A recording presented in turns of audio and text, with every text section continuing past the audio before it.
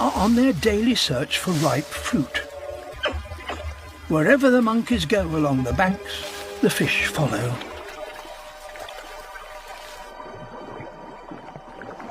And fortunately, the monkeys aren't the neatest of feeders.